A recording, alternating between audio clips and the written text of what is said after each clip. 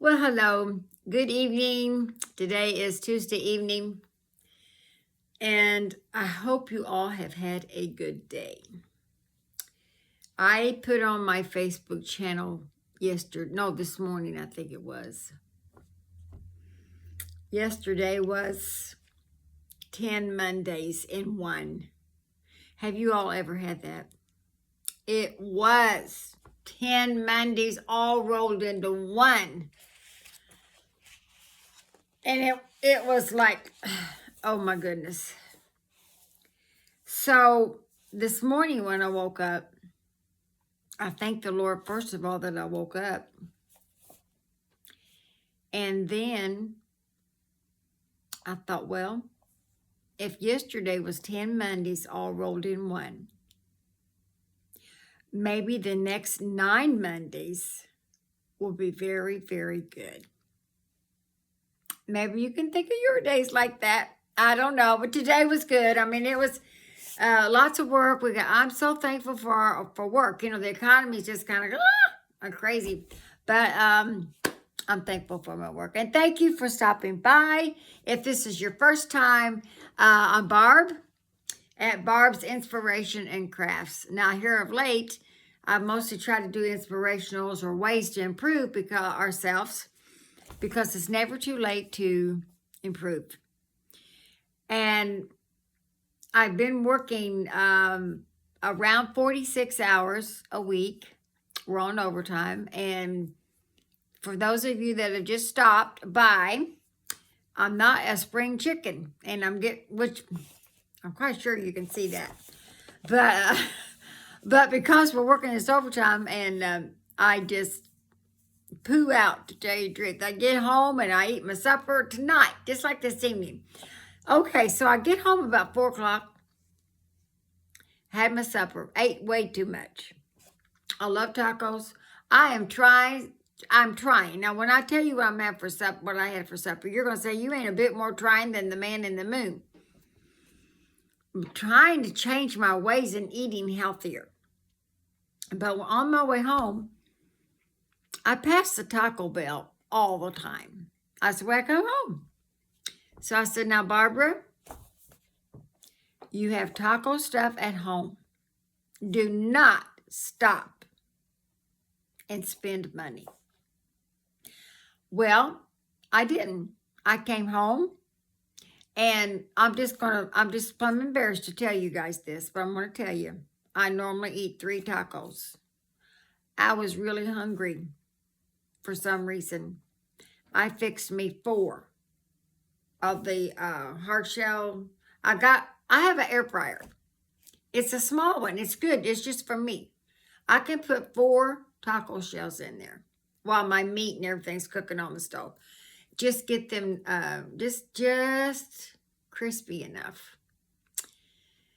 Well, I didn't have any lettuce, but I had cabbage. I chopped me up some cabbage, bell pepper, and onion, and I had my meat. I cooked it, put my chili powder, now I put chili powder in there because I didn't have any taco powder. You do what you got to do.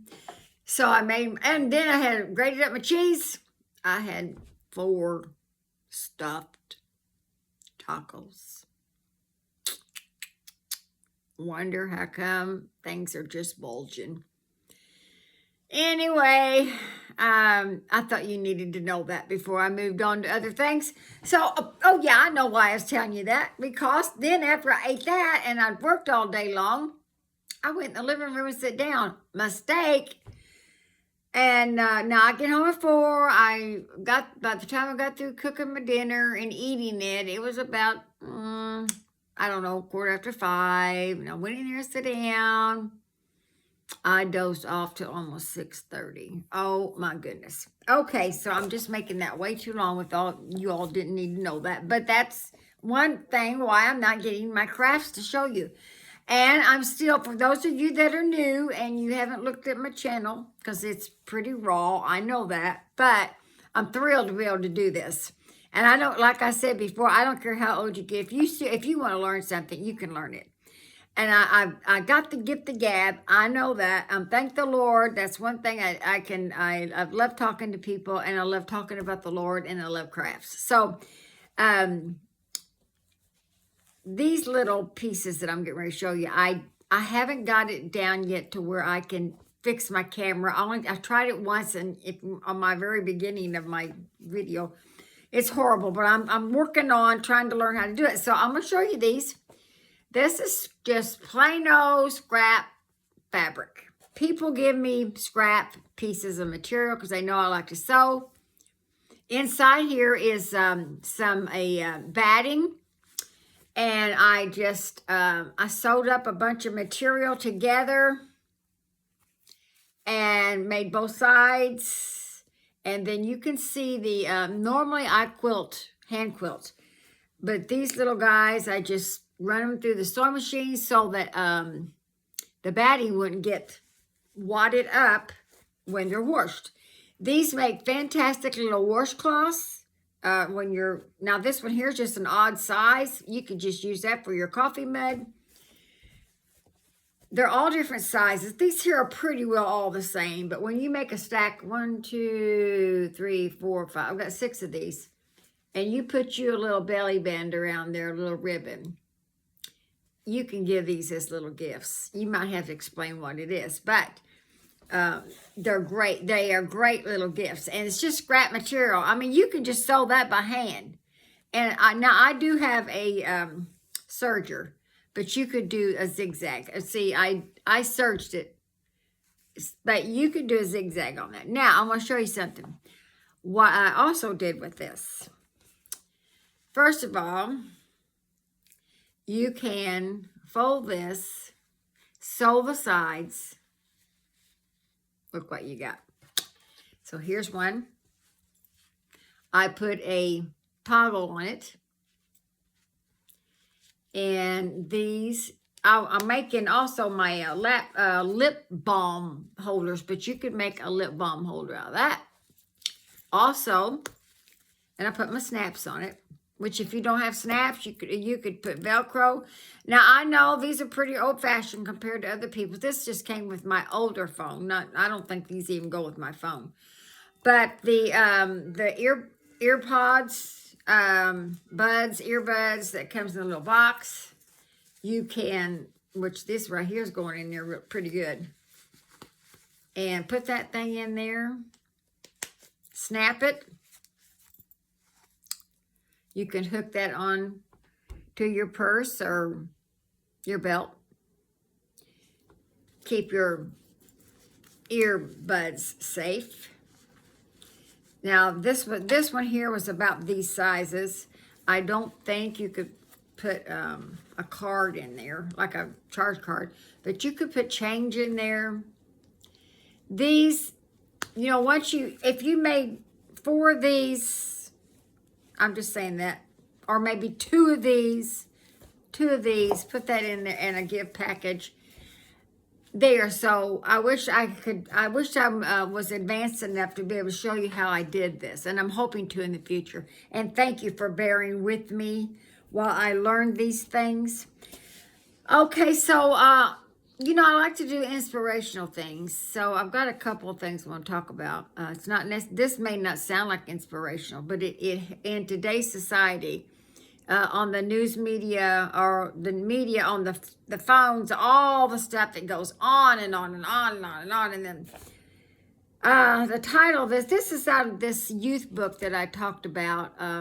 For those of you that watched some of my other ones, I gave a mini series on resentment. I gave a mini series on criticism and how that that is so painful. Those things are so painful. And it's hard to get over. You're already working hard. You're working hours. You don't know how you're going to manage your bills the way things are right now. And then you got somebody in your life where you work, or even a family member, in-laws and outlaws and just stuff, smart alecks, and then you have to face people with resentment or criticism. Well, here's another one. And I'm praying and asking everybody that has stopped by my channel, If you are in this category and you're doing this, consider why you're doing this. And that's being a gossip. Oh my goodness. Don't turn me off yet. It's for our good. It's so easy to get caught up in gossip. Listen, when you work in a place that there's very many people at all, and even if there's 5 people where you work, somebody's going to say something, and boy, it sounds good. It's one thing to listen, but it's another thing to talk about it or repeat it. So, but this book that I was telling you about, it is a youth book that our church made up, 1985. And as I've said several times since I've been doing these little series, I was not in this youth meeting in 1985. I was 20 years old in 1973 when I got married. Was married 47 years when my husband passed. So I was not at this youth meeting, but the books became available. They were printed out with the ministers or ministers' wives and those that were doing the lessons for the youth. So and I had mentioned in my Facebook channel page that, because some of these people are still in church, thank goodness, but they're about 40 or 45 years old now, and they're probably grandparents. And I had admonished them to get their books back out if they still had them. Okay, getting to gossip. The most vicious killer of all times is not a disease. It's gossip.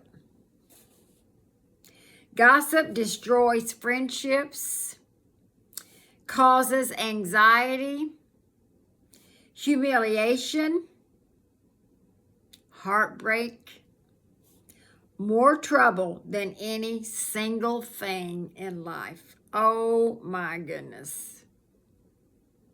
Isn't that sad? A piece of idle gossip can spread like wildfire. Each telling adds a little here and a little there.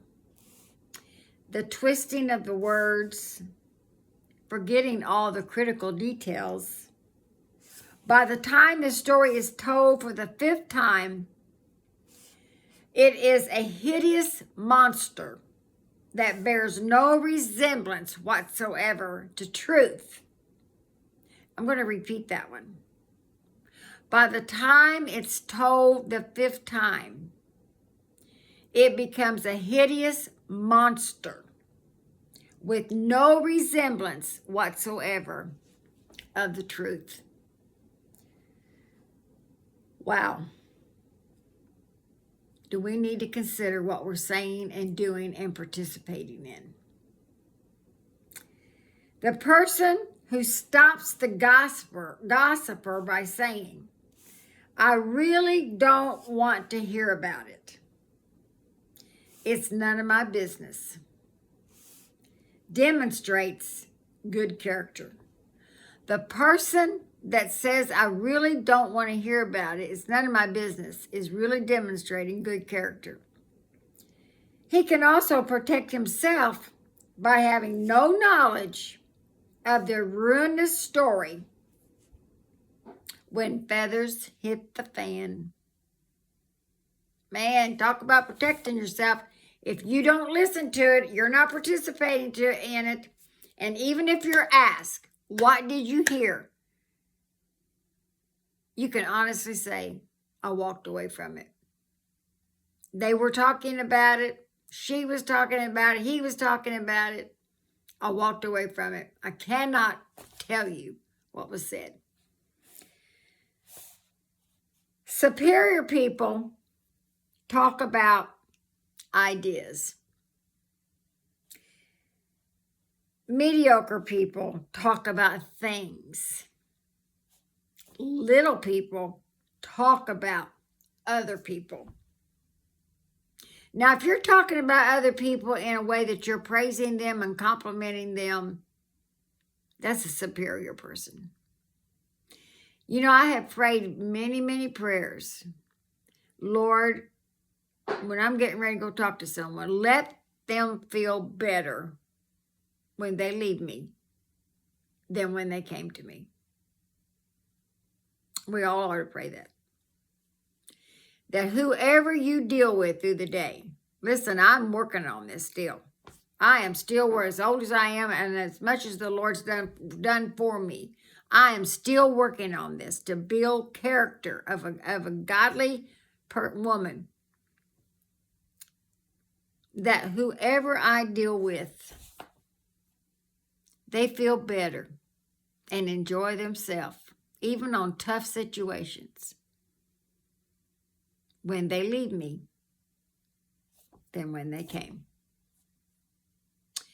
So I wanted to share that with you. Wanted to share my my little ideas here too. So don't forget, you can do this. Like I say, even if you're hand sewing. And if you don't, I'm going to go back to gossip here in just a minute. But if you don't have wadding, you can just put an extra piece of material in there just to make it kind of thicker. You can put an extra piece of material in there. You could, if you have old washcloths and old towels, put that in there. Be creative. Have fun doing it. See what you can make and use up stuff that you have.